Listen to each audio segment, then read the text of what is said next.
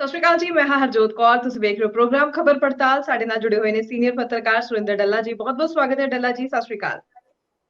ਸਤਿ ਸ਼੍ਰੀ ਅਕਾਲ ਹਰਜੋਤ ਜੀ, ਬਹੁਤ ਧੰਨਵਾਦ ਤੁਹਾਡਾ ਵੀ ਔਰ ਦੁਨੀਆ ਭਰ ਦੇ ਪੰਜਾਬੀਆਂ ਦਾ ਹੀ ਬਹੁਤ ਬਹੁਤ ਧੰਨਵਾਦ ਜੀ ਡੱਲਾ ਜੀ, ਚਰਚਾ ਕਰਨੀ ਬਣਦੀ ਹੈ ਜ਼ਰੂਰੀ ਕਿ ਜਦੋਂ ਤੋਂ ਦਿੱਲੀ ਦੇ ਵਿੱਚ ਮਨੀਸ਼ ਸਿਸੋਦੀਆ ਦੇ ਘਰ ਸੀਬੀਆਈ ਨੇ ਛਾਪਾ ਮਾਰਿਆ ਹੈ, ਸੋ ਵਿਰੋਧੀਆਂ ਨੂੰ ਵੀ ਜੋ ਹੈ ਇਲਜ਼ਾਮ ਲਗਾਉਣ ਦਾ ਜਾਂ ਅਸੀਂ ਗੱਲ ਕਰੀਏ ਆਮ ਆਦਮੀ ਪਾਰਟੀ ਨੂੰ ਸਵਾਲਾਂ ਦੇ ਦਾਇਰੇ ਵਿੱਚ ਘੇਰਨ ਦਾ ਇੱਕ ਵਧੀਆ ਮੌਕਾ ਮਿਲ ਗਿਆ। ਚਰਚਾ ਇਸ ਦੇ ਉੱਪਰ ਕਰਾਂਗੇ ਜੋ ਬੀਜੇਪੀ ਵੱਲੋਂ ਜਾਂ ਕਾਂਗਰਸ ਦੇ ਲੀਡਰਾਂ ਵੱਲੋਂ ਆਮ ਆਦਮੀ ਪਾਰਟੀ ਤੇ ਇਲਜ਼ਾਮ ਲੱਗ ਰਹੇ ਨੇ। ਨਾਲ ਦੀ ਨਾਲ ਭਾਰਤ ਭੂਸ਼ਣ ਮਾਫ ਕਰਨਾ, ਭਾਰਤ ਭੂਸ਼ਣ ਆਸ਼ੂ ਦੇ ਮਾਮਲੇ ਦੇ ਵਿੱਚ ਕੀ ਨਵਾਂ ਅਪਡੇਟ ਹੈ ਉਸ ਦੀ ਵੀ ਜਾਣਕਾਰੀ ਤੁਹਾਡੇ ਤੋਂ ਜ਼ਰੂਰ ਲੈਣਾ ਚਾਹਾਂਗੇ ਤੇ ਹੋਰ ਸਮਝਣਾ ਚਾਹਾਂਗੇ ਪੰਜਾਬ ਦੀ ਸਿਆਸਤ ਨੂੰ। ਜਿਹੜੇ ਦਾਅਵੇ ਕੀਤੇ ਆਮ ਆਦਮੀ ਪਾਰਟੀ ਨੇ ਕਿ ਪੰਜਾਬ ਦਾ ਜਿਹੜਾ ਵਿੱਤੀ ਘਾਟਾ ਹੈ ਉਸ ਨੂੰ ਪੂਰਾ ਕੀਤਾ ਜਾਏਗਾ, ਪਾਲਿਸੀਆਂ ਦੇ ਦਾਅਵੇ ਕੀਤੇ ਗਏ ਸੀ, ਸੋ ਪਾਲਿਸੀਆਂ ਆਖਿਰ ਕਿੱਥੇ ਕਮੀ ਰਹਿ ਗਈ ਹੈ ਕਿ ਵਿੱਤੀ ਘਾਟਾ ਪੰਜਾਬ ਦਾ ਪੂਰਾ ਹੁੰਦਾ ਨਹੀਂ ਦਿਖ ਰਿਹਾ। ਤੇ ਸਭ ਤੋਂ ਪਹਿਲਾਂ ਅਗਰ ਸ਼ੁਰੂਆਤ ਕਰੀਏ ਤਾਂ ਡੱਲਾ ਜੀ, ਦਿੱਲੀ ਵਿੱਚ ਜਦੋਂ ਤੋਂ ਮਨੀਸ਼ ਸਿਸੋਦੀਆ ਦੇ ਘਰ ਸੀਬੀਆਈ ਨੇ ਛਾਪਾ ਮਾਰਿਆ ਉਦੋਂ ਤੋਂ ਹੀ ਬੀਜੇਪੀ ਦੇ ਲੀਡਰ ਤਾਂ ਭ੍ਰਿਸ਼ਟਾਚਾਰ ਦੇ ਮਾਮਲੇ ਵਿੱਚ ਪੰਜਾਬ ਵਿੱਚ ਆਮ ਆਦਮੀ ਪਾਰਟੀ ਨੂੰ ਘੇਰ ਹੀ ਰਹੇ ਸੀ। ਕਾਂਗਰਸ ਦੇ ਲੀਡਰ ਵੀ ਲਗਾਤਾਰ ਹੁਣ ਆਮ ਆਦਮੀ ਪਾਰਟੀ ਨੂੰ ਭ੍ਰਿਸ਼ਟਾਚਾਰ ਦੇ ਮਾਮਲੇ ਤੇ ਘੇਰਦੇ ਪਏ ਨੇ। ਤਾਜ਼ਾ ਗੱਲ ਕਰੀਏ ਤਾਂ ਰਾਜਾ ਵੜਿੰਗ ਅਤੇ ਪ੍ਰਤਾਪ ਬਾਜਵਾ ਨੇ ਜੋ ਹੈ ਪ੍ਰੈਸ ਕਾਨਫਰੰਸ ਕੀਤੀ, ਕਈ ਇਲਜ਼ਾਮ ਲਗਾਏ ਨੇ। ਸੋ ਮੈਂ ਜ਼ਰੂਰ ਚਾਹਾਂਗੀ ਉਹ ਪ੍ਰੈਸ ਕਾਨਫਰੰਸ ਦੇ ਵਿੱਚ ਕੀ ਕੁਝ ਖਾਸ ਰਿਹਾ ਉਹ ਜਾਣਕਾਰੀ ਦਰਸ਼ਕਾਂ ਨਾਲ ਸਾਂਝੀ ਕਰੀਏ। देखो, प्रताप बाजवा और राजा वड़िंग, प्रताप सिंह बाजवा विरोधी धिर के आगू ने, राजा वड़िंग पंजाब प्रदेश कांग्रेस कमेटी के प्रधान ने। प्रताप बाजवा उन्होंने ठोस तर्क के आधार पर गल की। वो कहते असी पंजाब के गवर्नर तो समा मंगिया, असी पंजाब के गवर्नर नूं मंग पत्र दे के आवांगे। असी मंग करते हैं कि पंजाब की एक्साइज पॉलिसी, शराब वाली जुड़ी हुई पॉलिसी और माइनिंग पॉलिसी, इन्हां दोनों पॉलिसियां दी हुण केंद्र दी सीबीआई जांच करे या नैशनल इन्वेस्टिगेटिंग एजेंसी जांच करे। सो दिल्ली च जिहड़ी मनीष सिसोदिया दे घरे जांच छापा पिया सीबीआई दा, उन्हां ते केस दर्ज किया गया और जिहड़ा दिल्ली च आम आदमी पार्टी की सरकार ने एक्साइज पॉलिसी नवीं लागू करके फिर पुरानी लागू की है और ये मन्निया जा रहा है प्रताप सिंह बाजवा और कांग्रेस के लीडरों वालों कि दिल्ली की तर्ज ते ही एक्साइज पॉलिसी पंजाब च बनाई गई है और पंजाब दे शराब दे कारोबार का संबंध किते ना किते लुकवा या गुप्त संबंध दिल्ली नाल उन्होंने जुड़न का शक प्रगट किया है। वो कहते जे दिल्ली च सीबीआई ने छापा मार के जांच पड़ताल की है तो पंजाब की एक्साइज पॉलिसी की भी जांच होवे, सो आम आदमी पार्टी उपर वड्डा एक नीतिगत संकट खड़ा हो गया क्योंकि दिल्ली दे विच आम आदमी पार्टी की जिहड़ी पॉलिसी है वो अंडर स्कैनर है, सीबीआई उन्होंने स्कैन कर रही है। ਇਹਦੇ ਨਾਲ ਪ੍ਰਤਾਪ ਬਾਜਵਾ ਜੀ ਨੇ ਕਿਹਾ ਕਿ ਜਿਹੜੀ ਪੰਜਾਬ ਦੀ ਮਾਈਨਿੰਗ ਪਾਲਿਸੀ ਹੈ, ਪੰਜਾਬ ਸਰਕਾਰ ਵੱਲੋਂ ਦਾਅਵਾ ਕੀਤਾ ਜਾ ਰਿਹਾ ਕਿ ਸਾਡੀ ਮਾਈਨਿੰਗ ਪਾਲਿਸੀ ਬਹੁਤ ਚੰਗੀ ਹੈ। ਪ੍ਰਤਾਪ ਬਾਜਵਾ ਜੀ ਕਹਿੰਦੇ ਬਾਰਡਰ ਸਿਕਿਉਰਿਟੀ ਫੋਰਸ ਨੇ ਪੰਜਾਬ ਤੇ ਹਰਿਆਣਾ ਹਾਈ ਕੋਰਟ ਦੇ ਵਿੱਚ ਇੱਕ ਮਾਮਲੇ ਦੇ ਵਿੱਚ ਇਹ ਦੱਸਿਆ ਕਿ ਬਰਸਾਤਾਂ ਦੇ ਦਿਨਾਂ ਦੇ ਵਿੱਚ ਵੀ ਰਾਤ ਨੂੰ ਮਾਈਨਿੰਗ ਪੰਜਾਬ ਦੇ ਵਿੱਚ ਹੋ ਰਹੀ ਹੈ, ਜਦਕਿ ਬਰਸਾਤਾਂ 'ਚ ਮਾਈਨਿੰਗ ਨਹੀਂ ਸੀ ਹੋ ਰਹੀ। ਸੋ ਕਿਤੇ ਨਾ ਕਿਤੇ ਖਤਰਾ ਉਹਨਾਂ ਨੇ ਦੱਸਿਆ ਇਹਦੇ ਨਾਲ ਪੰਜਾਬ ਦੇ ਵਿੱਚ। और कुछ दिन पहला रेलवे वालों भी एक जानकारी आई सी कि पंजाब च जिहड़े रेल दे पुल ने वो कई थावां दे उत्ते खतरे दे विच ने गैर कानूनी माइनिंग करके। पंजाब सरकार कह रही है कि साडी गैर कानूनी माइनिंग बिल्कुल नहीं हो रही, कानूनी माइनिंग हो रही है। पर BSF वालों जिहड़ी रिपोर्ट दित्ती गई है जिहदी गल प्रताप बाजवा जी कर रहे ने वो भी एक वड्डा पक्ष है। सो इस करके वो कहंदे माइनिंग पॉलिसी की भी सीबीआई जांच होवे, NIA तो जांच होवे और शराब पॉलिसी की भी सीबीआई और NIA तो जांच होवे। देखो एक गल हरजोत जी बहुत साफ है, पंजाब च एक्साइज पॉलिसी जिहड़ी लियांदी गई है, आम आदमी पार्टी ने दावा किया सी कि हज़ारां करोड़ रुपए का पंजाब दे सरकार नूं मालिया आएगा एक्साइज तो और एक्साइज तो, शराब तो और रेते तो। और कहंदे सी असी दूसरे रूप दे विच घट्टो घट्ट 50,000 करोड़ दीयां गल्लां हो रहीआं सी कि असी 50,000 करोड़ रुपया कमावांगे। ਅੱਜ 6 महीने पंजाब की सरकार बनी नूं होगी कि 6 महीने के करीब 5 मंत्री 5 महीने प्रैस कॉन्फ्रेंस की कि 50,000 करोड़ का एक साल दे विच अगर टारगेट सी तो कि 5 महीनों के विच असी 15,000 करोड़ का ही प्रॉफिट पंजाब दे विच खटिया शराब तो, एक्साइज तो? मैनूं लगदा नहीं खटिया होना। कुल मिला के सारी तरह के टैक्स मिला के आप जो मर्जी कह लीए, वो तो आम आदमी पार्टी की सरकार आने तो पहला भी टैक्स दिते जा रहे सी, वैट और GST के रूप के एक्साइज के रूप के लोग टैक्स अदा कर रहे सी।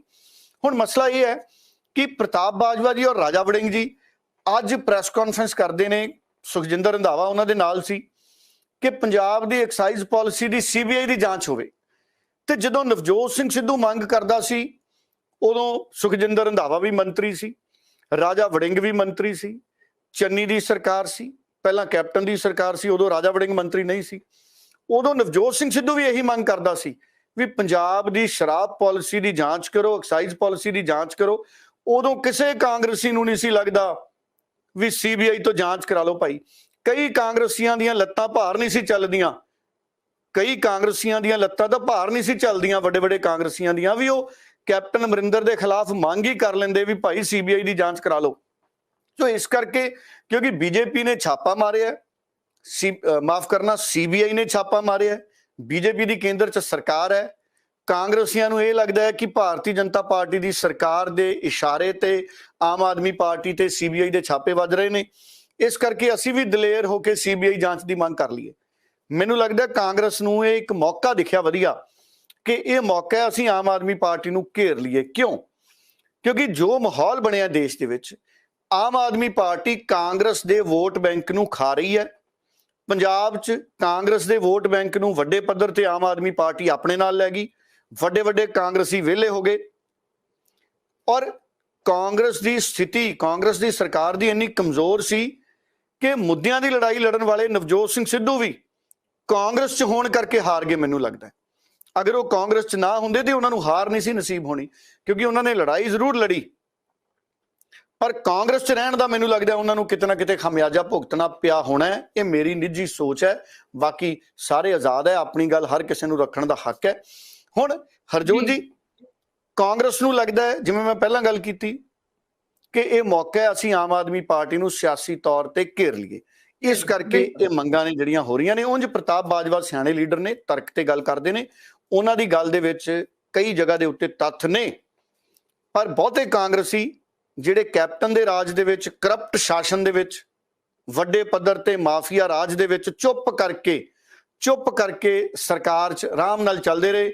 ਇਹ ਕਦੀ ਚਿੱਠੀ ਚੁੱਠੀ ਜ਼ਰੂਰ ਲਿਖ ਦਿੰਦੇ ਸੀ, ਅੱਜ ਕੱਲ ਵੈਸੇ ਚਿੱਠੀਆਂ ਦਾ ਜ਼ਮਾਨਾ ਹੈ ਹਰਜੋਤ ਜੀ, ਅੱਜ ਕੱਲ ਤਾਂ ਟਵੀਟਾਂ ਦਾ ਜ਼ਮਾਨਾ ਹੈ। ਟਵੀਟ ਕੀਤਾ ਹੁੰਦਾ ਵੀ ਕੈਪਟਨ ਅਮਰਿੰਦਰ ਜੀ ਸੀਬੀਆਈ ਜਾਂਚ ਕਰੋ, ਫਿਰ ਤਾਂ ਗੱਲ ਮੰਨਦੇ ਆਪਾਂ। ਚਲੋ, ਸੋ ਇਹ ਇਹਨਾਂ ਦੀ ਆਪਣੀ ਮਰਜ਼ੀ ਹੈ, ਪਰ ਸਿਆਸਤ ਗਰਮ ਹੋ ਗਈ ਔਰ ਦੂਜੇ ਪਾਸੇ ਆਮ ਆਦਮੀ ਪਾਰਟੀ ਨੇ ਇਹਨਾਂ ਸਾਰੇ ਦਾਅਵਿਆਂ ਨੂੰ ਨਕਾਰਿਆ। ਉਹ ਕਹਿ ਰਹੇ ਨੇ ਕਿ ਸਾਡੀ ਐਕਸਾਈਜ਼ ਪਾਲਿਸੀ ਠੀਕ ਹੈ, ਸਾਡੀ ਐਕਸਾਈਜ਼ ਪਾਲਿਸੀ 'ਚ ਕੋਈ ਕਮੀ ਨਹੀਂ। ਦਿੱਲੀ 'ਚ ਲਗਾਤਾਰ ਪ੍ਰੈਸ ਕਾਨਫਰੰਸਾਂ ਹੋ ਰਹੀਆਂ ਨੇ ਔਰ mining policy, Harjot Bains mining minister ਕਹਿ ਰਹੇ ਨੇ ਸਾਡੀ ਮਾਈਨਿੰਗ ਪਾਲਿਸੀ ਠੀਕ ਹੈ। ਹੁਣ ਜਦੋਂ ਗਵਰਨਰ ਤੋਂ ਟਾਈਮ ਮਿਲੂਗਾ ਤੇ ਕਾਂਗਰਸ ਇੱਕ ਮੰਗ ਪੱਤਰ ਦੇ ਕੇ ਆਊਗੀ ਕਿ ਸੀਬੀਆਈ ਜਾਂਚ ਹੋਈ ਜਾਵੇ। ਹੋ ਸਕਦਾ ਹੈ ਆਉਂਦੇ ਦਿਨਾਂ ਦੇ ਵਿੱਚ ਸੀਬੀਆਈ ਪੰਜਾਬ ਦੇ ਵਿੱਚ ਵੀ ਪੰਜਾਬ ਦੀ ਸ਼ਰਾਬ ਪਾਲਿਸੀ ਨੂੰ ਲੈ ਕੇ ਛਾਪੇਮਾਰੀ ਕਰੇ, ਮਾਈਨਿੰਗ ਪਾਲਿਸੀ ਨੂੰ ਲੈ ਕੇ ਛਾਪੇਮਾਰੀ ਕਰੇ।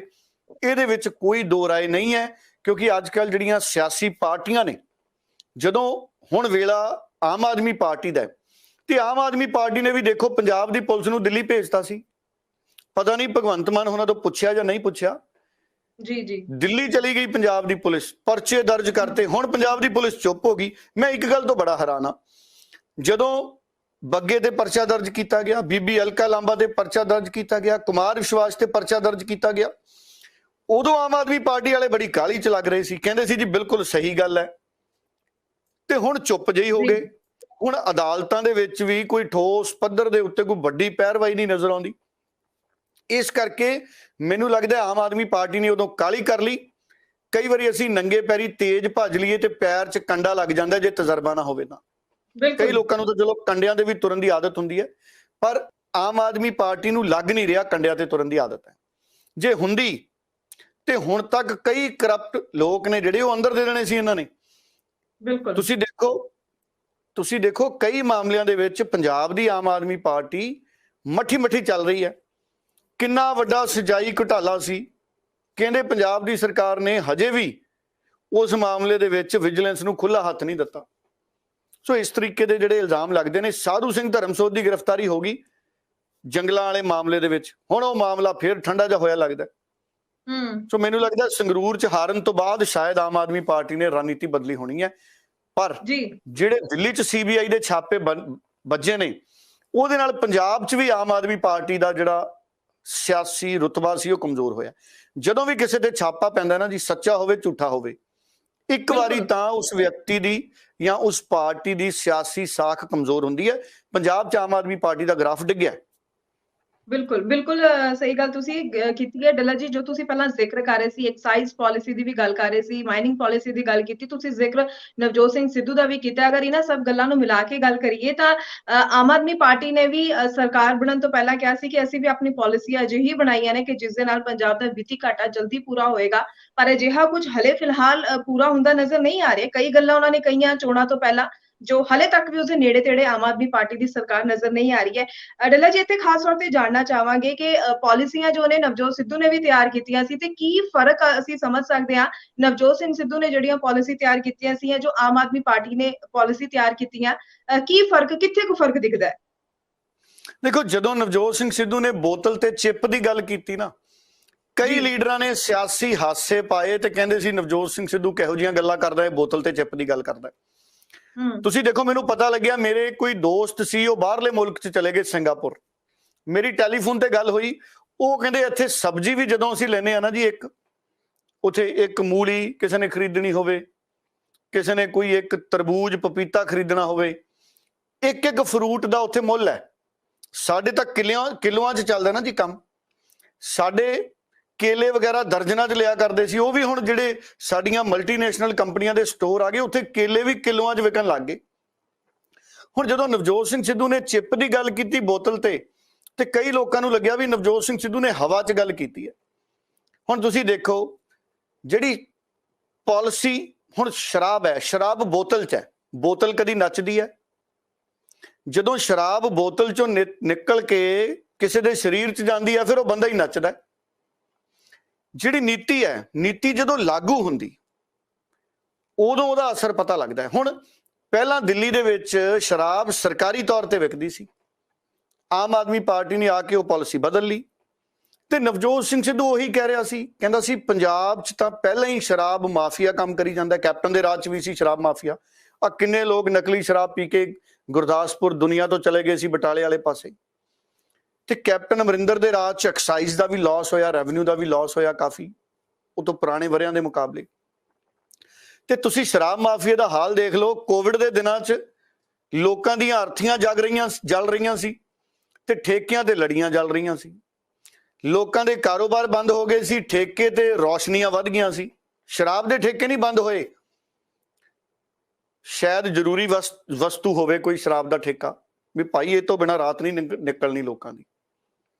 ਹੁਣ ਸਵਾਲ ਇਹ ਹੈ ਕਿ ਨਵਜੋਤ ਸਿੰਘ ਸਿੱਧੂ ਪੰਜਾਬ ਦੀ ਪਰੰਪਰਾਗਤ ਪਾਲਿਸੀ ਨੂੰ ਬਦਲਣਾ ਚਾਹ ਰਿਹਾ ਸੀ। ਉਹਨਾਂ ਕੋਲੇ ਮਾਡਲ ਸੀ ਪੂਰਾ।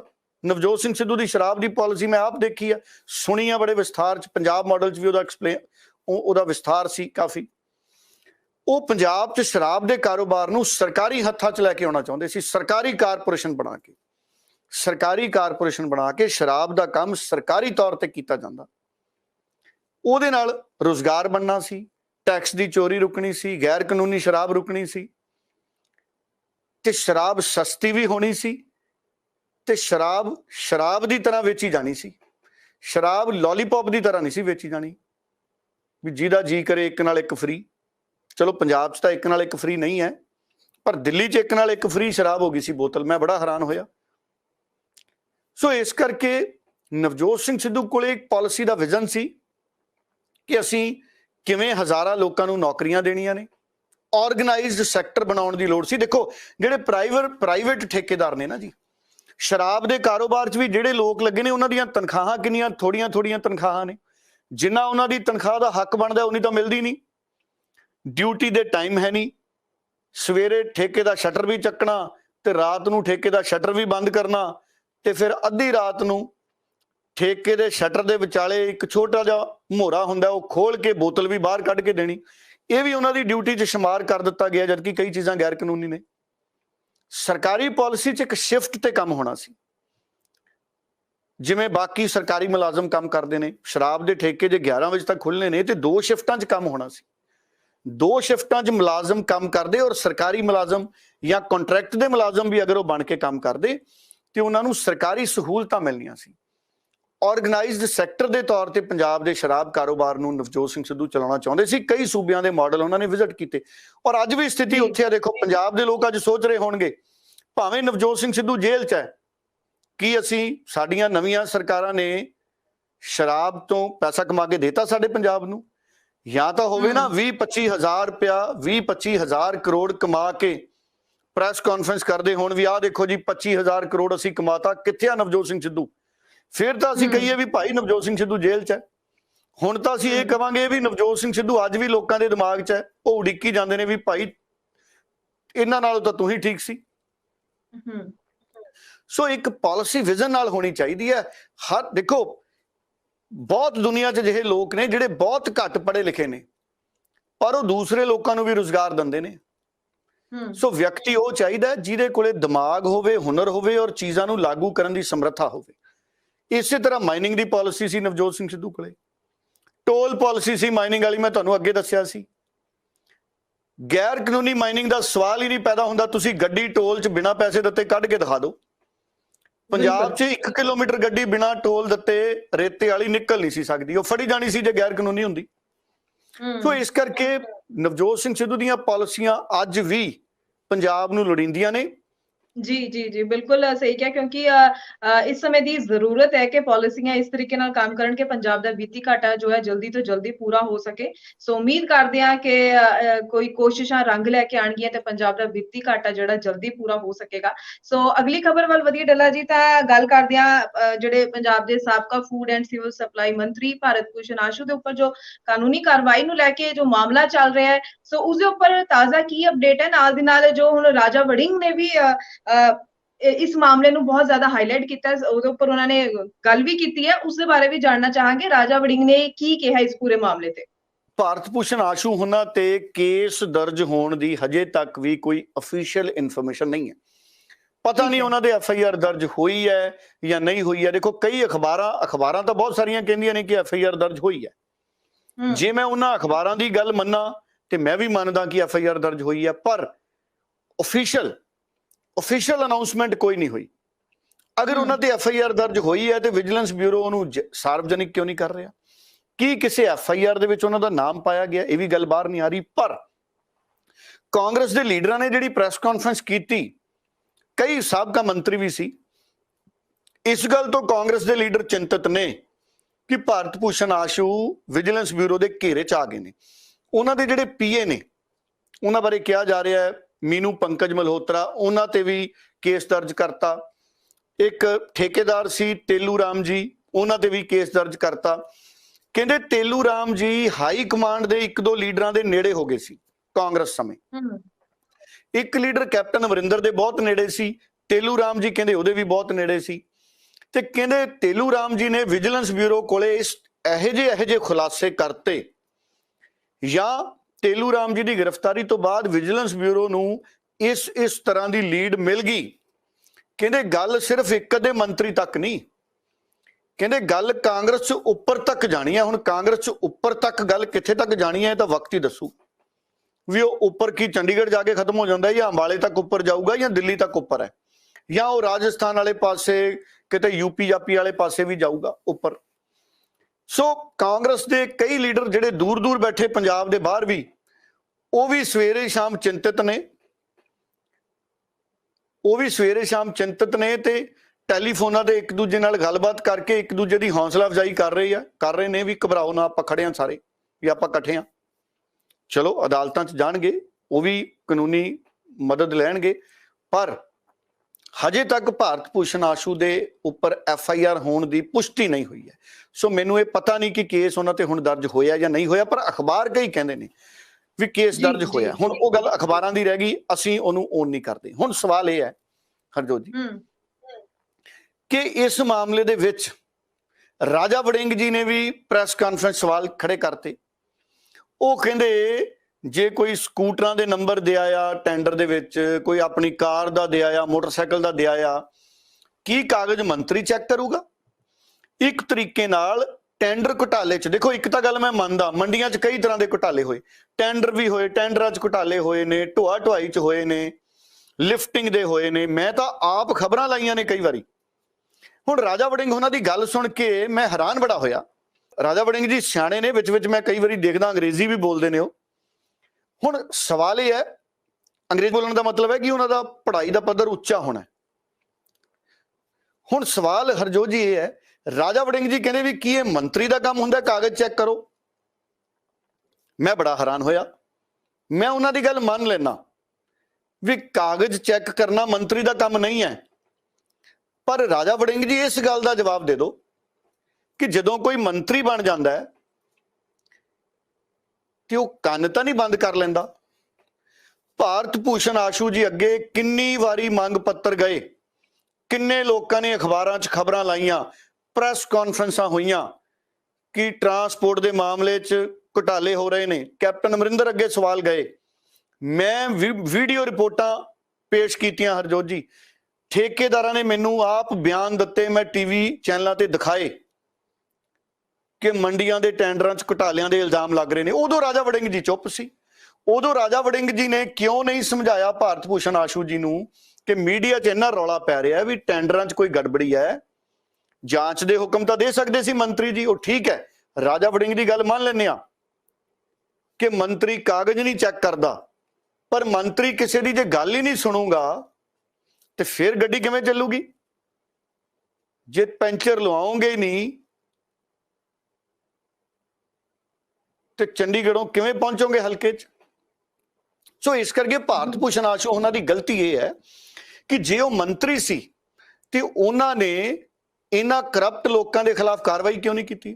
ਜਿਹੜੀ ਕਾਰਵਾਈ ਅੱਜ ਭਗਵੰਤ ਮਾਨ ਕਰ ਰਿਹਾ ਹੈ, food and civil supply minister ਨੇ ਜਿਹੜੀ ਰਿਪੋਰਟ ਭਗਵੰਤ ਮਾਨ ਨੂੰ ਸੌਂਪੀ, ਭਗਵੰਤ ਮਾਨ ਦੀ ਸਰਕਾਰ ਕਾਰਵਾਈ ਕਰ ਰਹੀ ਹੈ, ਇਹ ਕਾਰਵਾਈ ਭਾਰਤ ਭੂਸ਼ਣ ਆਸ਼ੂ ਨੇ ਕੈਪਟਨ ਅਮਰਿੰਦਰ ਤੋਂ ਕਿਉਂ ਨਾ ਕਰਾਈ? ਇਹ ਕਾਰਵਾਈ ਭਾਰਤ ਭੂਸ਼ਣ ਆਸ਼ੂ ਨੇ ਚਰਨਜੀਤ ਚੰਨੀ ਤੋਂ ਕਿਉਂ ਨਾ ਕਰਾਈ? ਹੁਣ ਚਰਨਜੀਤ ਚੰਨੀ ਦੇਖੋ, ਘਰ ਘਰ ਚੱਲੀ ਗੱਲ, ਚੰਨੀ ਕਰਦਾ ਮਸਲੇ ਹੱਲ। ਗੋਲਡਨ ਮੌਕਾ ਸੀਗਾ, ਗੋਲਡਨ ਓਪਰਚੁਨਿਟੀ ਸੀ ਭਾਰਤ ਭੂਸ਼ਣ ਆਸ਼ੂ ਕੋਲੇ, ਕਿਉਂਕਿ ਚਰਨਜੀਤ ਚੰਨੀ ਮਸਲੇ ਹੱਲ ਕਰਨ ਲਈ ਬੈਠੇ ਸੀ। ਕੀ ਭਾਰਤ ਭੂਸ਼ਣ ਆਸ਼ੂ ਜੀ ਗਏ ਵੀ ਟੈਂਡਰਾਂ 'ਚ ਘੁਟਾਲਾ, ਲਿਫਟਿੰਗ 'ਚ ਘੁਟਾਲਾ, ਚੰਨੀ ਸਾਹਿਬ ਇਹ ਮਸਲਾ ਹੱਲ ਕਰੋ? ਇੱਕ ਵਾਰੀ ਭਾਰਤ ਭੂਸ਼ਣ ਆਸ਼ੂ ਜੀ ਨੇ ਚਰਨਜੀਤ ਚੰਨੀ ਨੂੰ ਕਿਹਾ ਹੁੰਦਾ, ਚਰਨਜੀਤ ਚੰਨੀ ਜੀ ਨੇ ਤੁਰੰਤ ਮਸਲਾ ਹੱਲ ਕਰ ਦੇਣਾ ਸੀ। ਦੇਖੋ ਹੁਣ ਅਮਰੀਕਾ ਗਏ ਹੋਏ ਨੇ, ਬਿਕਰਮ ਮਜੀਠੀਆ ਨੇ ਫਿਰ ਦੱਸਿਆ, ਮੈਂ ਅੱਗੇ ਹਰ ਰੋਜ਼ ਜ਼ਿਕਰ ਕਰਦਾ ਕਿ ਜਿੱਦਣ ਚੰਨੀ ਸਾਹਿਬ ਵਾਪਸ ਆਉਣਗੇ ਕੋਈ ਵੱਡਾ ਖੁਲਾਸਾ ਕਰਨਗੇ ਵੀ ਦੇਖੋ ਮੈਂ ਆਹ ਮਸਲੇ ਹੱਲ ਕਰਕੇ ਆਇਆ, ਜ਼ਰੂਰ ਕੁਛ ਨਾ ਕੁਛ ਉੱਥੇ ਮਸਲਾ ਹੱਲ ਕਰਨ ਗਏ ਹੋਣਗੇ। ਸੋ ਗਲਤੀਆਂ ਤਾਂ ਰਾਜਾ ਵੜਿੰਗ ਸਾਹਿਬ ਕਾਂਗਰਸ ਦੀਆਂ ਵੀ ਰਹੀਆਂ। ਹੁਣ ਸਵਾਲ ਤਾਂ ਤੁਹਾਡੇ ਤੇ ਵੀ ਕਰਦੇ ਨੇ ਕਿ ਤੁਸੀਂ ਬੱਸਾਂ ਦੀਆਂ ਬਾਡੀਆਂ ਭਾਈ ਐਡੀਆਂ ਮਹਿੰਗੀਆਂ ਬਾਹਰੋਂ ਬਣਵਾ ਲੀਆਂ।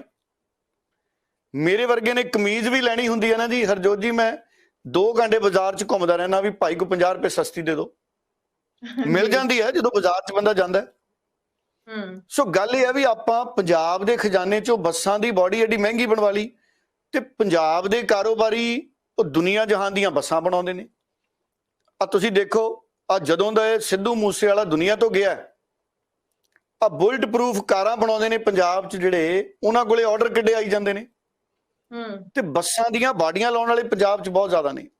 ਟਰੱਕਾਂ ਦੀਆਂ ਬਾਡੀਆਂ ਜੰਮੂ ਕਸ਼ਮੀਰ ਤੋਂ, ਹਿਮਾਚਲ ਤੋਂ, ਆ ਸਰਹੰਦ ਲੱਗਦੀਆਂ ਨੇ ਹਰਜੋਤ ਜੀ। ਤੁਹਾਡੇ ਜ਼ਿਲ੍ਹੇ ਤੋਂ ਤਾਂ ਨੇੜੇ ਹੀ ਹੈ, ਪਟਿਆਲੇ ਦੇ ਨਾਲ ਹੀ ਹੈ ਸਰਹੰਦ ਜੀ ਜੀ। तो इस करके राजा वड़िंग जी उदों भी हुण सवाल यह है भी मंत्री अफसरां नूं चलाऊगा या अफसर मंत्री नूं चलाउणगे, ते जे अफसर मंत्री नूं चलाउणगे फिर सरकार दी लोड़ ही की है।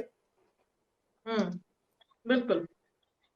जे अफसरां ने मंत्री नूं चलाउणा है फिर मंत्री दी लोड़ ही की है।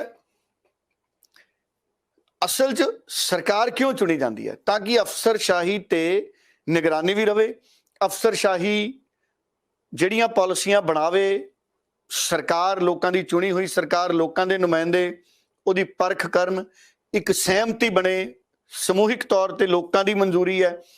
अफसर जिहड़ी पॉलिसी बनाउंदा है उहनूं मंजूरी लोक दिंदे ने, क्योंकि जिहड़े मंत्री ने लोकां ने चुन के भेजे ने भी अफसरां दीयां पॉलिसियां नूं मंजूरियां दिओ, ਜਿਹੜੀਆਂ ਚੰਗੀਆਂ ਨੇ ਉਹ ਲਾਗੂ ਕਰੋ। ਹੁਣ ਭਾਰਤ ਭੂਸ਼ਣ ਆਸ਼ੂ ਦੀ ਜ਼ਿੰਮੇਵਾਰੀ ਇਹ ਸੀ ਵੀ ਭਾਰਤ ਭੂਸ਼ਣ ਆਸ਼ੂ ਆਪਣੇ ਅਫਸਰਾਂ ਨੂੰ ਕਹਿੰਦਾ ਵੀ ਭਾਈ ਕਾਗਜ਼ ਚੈੱਕ ਕਰੋ ਤੇ ਮੈਨੂੰ ਰਿਪੋਰਟ ਦਿਓ। ਜੇ ਭਾਰਤ ਭੂਸ਼ਣ ਆਸ਼ੂ ਨੇ ਕਿਹਾ ਹੀ ਨਹੀਂ ਕਿ ਤੁਸੀਂ ਕਾਗਜ਼ ਚੈੱਕ ਕਰੋ, ਫਿਰ ਜ਼ਿੰਮੇਵਾਰੀ ਤਾਂ ਭਾਰਤ ਭੂਸ਼ਣ ਆਸ਼ੂ ਦੀ ਬਣਦੀ ਆ। ਉਹ ਗੱਲ ਠੀਕ ਹੈ, ਭਾਰਤ ਭੂਸ਼ਣ ਆਸ਼ੂ ਨੇ ਆਪ ਥੋੜੀ ਕਾਗਜ਼ ਚੈੱਕ ਕਰਨਾ ਹੈ। ਸਾਡੇ ਤਾਂ ਕਈ ਮੰਤਰੀ ਹਰਜੋਤ ਜੀ ਮੇਰੇ ਵਰਗੇ ਵਿਚਾਰੇ ਬੜੇ ਘੱਟ ਪੜ੍ਹੇ ਲਿਖੇ ਨੇ, ਜੇ ਸਾਹਮਣੇ ਅੰਗਰੇਜ਼ੀ ਦਾ ਵਰਕਾ ਆ ਜਾਏ ਤੇ ਹੱਥ ਕੰਬਣ ਲੱਗ ਜਾਂਦੇ ਨੇ ਜੀ। ਸੋ ਇਸ ਕਰਕੇ ਜੇ ਭਾਰਤ ਭੂਸ਼ਣ ਆਸ਼ੂ ਤਾਂ ਪਰ ਪੜ੍ਹੇ ਲਿਖੇ ਨੇ, ਉਹਨਾਂ ਨੂੰ ਤਾਂ ਅੰਗਰੇਜ਼ੀ ਵੀ ਆਉਂਦੀ, ਮੈਨੂੰ ਪਤਾ ਲੱਗਿਆ। ਮੈਂ ਕਹਿੰਦਾ ਅੰਗਰੇਜ਼ੀ ਨਾ ਵੀ ਆਉਂਦੀ ਹੋਵੇ, ਸਾਡੇ ਇੱਕ ਰਾਸ਼ਟਰਪਤੀ ਸੀ, ਉਹ ਪਹਿਲਾਂ ਬਹੁਤ ਘੱਟ ਪੜ੍ਹੇ ਸੀ, ਬਾਅਦ ਦੇ ਵਿੱਚ ਉਹ ਜ਼ਿਆਦਾ ਪੜ੍ਹ ਗਏ, ਬਾਅਦ ਚ ਉਹਨਾਂ ਨੇ ਕਾਫੀ ਪੜ੍ਹ ਲਿਓ, ਉਹ ਬੜੇ ਮਸ਼ਹੂਰ ਨੇ। ਪੜ੍ਹਾਈ ਲਿਖਾਈ ਅਗਰ ਨਹੀਂ ਆਉਂਦੀ, ਅਗਰ ਅੰਗਰੇਜ਼ੀ ਨਹੀਂ ਆਉਂਦੀ, ਤੇ ਅਫਸਰ ਨੂੰ ਪੰਜਾਬੀ ਚ ਤਾਕੀਦ ਕੀਤੀ ਜਾ ਸਕਦੀ ਹੈ ਵੀ ਭਾਈ ਇਹ ਅੰਗਰੇਜ਼ੀ ਦਾ ਲੱਥਾ ਕਰਕੇ ਲਿਆ ਪੰਜਾਬੀ ਚ। ਕਚਹਿਰੀਆਂ ਦੇ ਵਿੱਚ ਪੰਜਾਬੀ ਤੋਂ ਅੰਗਰੇਜ਼ੀ ਦੇ ਟਾਈਪ ਕਰਨ ਵਾਲੇ ਸਾਡੇ ਕਿੰਨੇ ਨੌਜਵਾਨ ਨੇ। ਕਚਹਿਰੀ 'ਚ ਕਿਸੇ ਬੰਦੇ ਨੂੰ ਭੇਜ ਦਿੰਦੇ ਕਾਗਜ਼ ਦੇ ਕੇ ਵੀ ਭਾਈ ਕਚਹਿਰੀ 'ਚੋਂ ਅੰਗਰੇਜ਼ੀ ਵਾਲਾ ਪੰਜਾਬੀ 'ਚ ਕਰਾ ਲਿਆ। ਨਾਲੇ ਸਾਡੇ ਸਰਕਾਰੀ ਦਫ਼ਤਰਾਂ ਦੇ ਵਿੱਚ ਪੰਜਾਬੀ ਟਾਈਪਿਸਟ ਹੈਗੇ ਨੇ। ਸੋ ਰਾਜਾ ਵੜਿੰਗ ਜੀ ਦਾ ਇਹ ਤਰਕ ਕਿ ਮੰਤਰੀ ਦਾ ਕੰਮ ਕਾਗਜ਼ ਚੈੱਕ ਕਰਨਾ ਨਹੀਂ ਹੈ, ਮੰਨ ਲਿਆ, ਪਰ ਮੰਤਰੀ ਦਾ ਕੰਮ ਕਾਗਜ਼ ਚੈੱਕ ਕਰਾਉਣਾ ਤਾਂ ਹੈ ਨਾ। ਮੰਤਰੀ ਅਫਸਰ ਦਾ ਹੁਕਮ ਲਾਉਂਦਾ, ਕਾਗਜ਼ ਚੈੱਕ ਕਰਾਉਂਦਾ। ਸੋ ਇਸ ਕਰਕੇ ਹੁਣ ਕਿਤੇ ਨਾ ਕਿਤੇ ਭਾਰਤ ਭੂਸ਼ਣ ਆਸ਼ੂ ਉਹਨਾਂ ਦੀਆਂ ਦਿੱਕਤਾਂ ਵਧੀਆ ਹੋਈਆਂ ਨੇ। ਉਹ ਠੀਕ ਹੈ, ਉਹਨਾਂ ਕੋਲੇ ਕਾਨੂੰਨੀ ਮਦਦ ਲੈਣ ਦਾ ਹੱਕ ਹੈ, ਹਰ ਕਿਸੇ ਦਾ ਹੱਕ ਹੈ। ਮੈਨੂੰ ਲੱਗਦਾ ਪਰਚਾ ਦਰਜ ਹੋਇਆ ਜਾਂ ਨਹੀਂ ਹੋਇਆ ਗੱਲ ਵੱਖਰੀ ਹੈ। ਮੈਨੂੰ ਲੱਗਦਾ ਸੋਮਵਾਰ ਜਾਂ ਮੰਗਲਵਾਰ ਨੂੰ ਉਹ ਅਗਾਊਂ ਜ਼ਮਾਨਤ ਦੇ ਲਈ ਵੀ ਅਦਾਲਤ ਦੇ ਵਿੱਚ ਜਾ ਸਕਦੇ ਨੇ। ਉਂਝ ਦੇਖੋ ਆਸ਼ੂ ਜੀ ਬਾਰੇ ਮੈਂ ਇੱਕ ਗੱਲ ਜ਼ਰੂਰ ਕਹੂੰਗਾ ਹਰਜੋਤ ਜੀ, ਜੀ ਭਾਰਤ ਭੂਸ਼ਣ ਆਸ਼ੂ ਉਹਨਾਂ ਨੂੰ ਮੈਂ 2-4 ਵਾਰ ਮਿਲਿਆ। ਬਹੁਤ ਸਾਲ ਪਹਿਲਾਂ ਮੈਂ ਇੱਕ ਵਾਰੀ ਉਹਨਾਂ ਦੀ ਇੰਟਰਵਿਊ ਵੀ ਕੀਤੀ ਸੀ, ਉਦੋਂ ਮੈਂ ਇੰਟਰਵਿਊਜ਼ ਕਰਦਾ ਹੁੰਦਾ ਸੀ, ਹੁਣ ਤਾਂ ਮੈਂ ਕਰਦਾ ਹੀ ਨਹੀਂ ਕਈ ਸਾਲਾਂ ਤੋਂ। ਮੈਂ ਤਾਂ ਨਵਜੋਤ ਸਿੰਘ ਸਿੱਧੂ ਦੀ ਵੀ ਇੰਟਰਵਿਊ ਨਹੀਂ ਕੀਤੀ। ਇੱਕ ਵਾਰ ਡਿਸਕਸ਼ਨ ਜੀ ਅਸੀਂ ਇਕੱਠੀ ਕੀਤੀ ਸੀ, 3-4 ਜਣਿਆਂ ਨੇ ਬਹਿ ਕੇ, 3 ਜਣਿਆਂ ਨੇ। ਹੁਣ ਸਵਾਲ ਇਹ ਹੈ ਕਿ ਭਾਰਤ ਭੂਸ਼ਣ ਆਸ਼ੂ ਸਭ ਨੂੰ ਮੁਹੱਬਤ ਨਾਲ ਮਿਲਦੇ ਸੀ, ਬੜੇ ਮਿੱਠ ਬੋਲੜੇ ਨੇ। ਉਹਨਾਂ ਬਾਰੇ ਕਿਹਾ ਜਾਂਦਾ ਕਿ ਉਹ ਵਿਕਾਸ ਬਹੁਤ ਕਰਦੇ ਨੇ। ਉਹਨਾਂ ਨੇ ਚੋਣਾਂ ਤੋਂ ਪਹਿਲਾਂ ਇਸ਼ਤਿਹਾਰ ਵੀ ਛਾਪੇ ਸੀ, ਉਹ ਬੜਾ ਰੌਲਾ ਪੈ ਗਿਆ, ਕਹਿੰਦੇ ਜੀ ਇਸ਼ਤਿਹਾਰਾਂ ਤੇ ਪੰਜਾ ਨਹੀਂ ਲਾਇਆ। ਉਹਨਾਂ ਨੇ ਆਪਣੇ ਨਾਂ ਦੇ ਹੀ ਇਸ਼ਤਿਹਾਰ, ਬਾਅਦ ਦੇ ਵਿੱਚ ਪੰਜੇ ਵੀ ਉਹ 'ਚ ਲੱਗੇ ਇਸ਼ਤਿਹਾਰਾਂ ਦੇ ਵਿੱਚ, ਕਾਂਗਰਸ ਦਾ ਚੋਣ ਨਿਸ਼ਾਨ। ਪਰ ਉਹ ਬੜੇ ਮਿੱਠ ਬੋਲੜੇ ਨੇ ਔਰ ਉਹਨਾਂ ਦੀ ਕਾਂਗਰਸ ਦੀ ਹਾਈ ਕਮਾਂਡ ਦੇ ਨਾਲ ਚੰਗੀ ਨਿੜਤ ਹੈ। ਇਸੇ ਕਰਕੇ ਉਹਨਾਂ ਨੂੰ ਵਰਕਿੰਗ ਪ੍ਰੈਜ਼ੀਡੈਂਟ ਬਣਾਇਆ ਗਿਆ ਸੀ ਕਾਂਗਰਸ ਦਾ।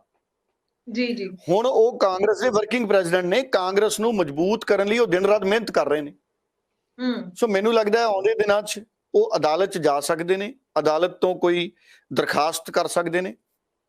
ਇੱਕ ਵਾਰੀ ਕਿਤੇ ਨਾ ਕਿਤੇ 2-3 ਦਿਨਾਂ 'ਚ ਇਹ ਸਥਿਤੀ ਸਪਸ਼ਟ ਹੋਏਗੀ ਕਿ ਕੀ ਕੇਸ ਸੱਚਮੁੱਚ ਭਾਰਤ ਭੂਸ਼ਣ ਆਸ਼ੂ ਤੇ ਦਰਜ ਹੋਇਆ ਜਾਂ ਨਹੀਂ ਹੋਇਆ, ਜਾਂ ਕਿਸੇ ਹੋਰ FIR 'ਚ ਉਹਨਾਂ ਦਾ ਨਾਮ ਵਿੱਚ ਲਿਆ ਗਿਆ, ਜਾਂ ਕਿਸੇ ਨੇ ਉਹਨਾਂ ਬਾਰੇ ਕੋਈ ਬਿਆਨ ਦਿੱਤਾ ਹੈ। ਇਹ ਕਲੈਰਿਟੀ ਹਜੇ ਹੋਣੀ ਬਾਕੀ ਹੈ। ਇਸ ਕਰਕੇ ਭਾਰਤ ਭੂਸ਼ਣ ਆਸ਼ੂ ਨੂੰ ਮੈਂ ਦੋਸ਼ੀ ਨਹੀਂ ਮੰਨਦਾ। ਹਾਂ, ਇਹ ਗੱਲ ਮੈਂ ਕਹਿਣਾ ਕਿ ਭਾਰਤ ਭੂਸ਼ਣ ਆਸ਼ੂ ਉਹਨਾਂ ਨੂੰ ਆਪਣੇ ਮੰਤਰੀ ਰਹਿੰਦੇ ਹੀ ਇਹ ਜਾਂਚ ਕਰਾ ਲੈਣੀ ਚਾਹੀਦੀ ਸੀ, ਤੇ ਅੱਜ ਬੜੀ ਚੰਗੀ ਗੱਲ ਹੋਣੀ ਸੀ। ਬਿਲਕੁਲ ਜੀ ਬਿਲकुल सही ਕਿਹਾ ਤੁਸੀਂ ਗੱਲ, ਕਿਉਂਕਿ ਗੱਲਾਂ ਇਹ ਜਾਇਜ਼ ਨੇ, ਸਵਾਲ ਉੱਠਣੇ ਜਾਇਜ਼ ਨੇ।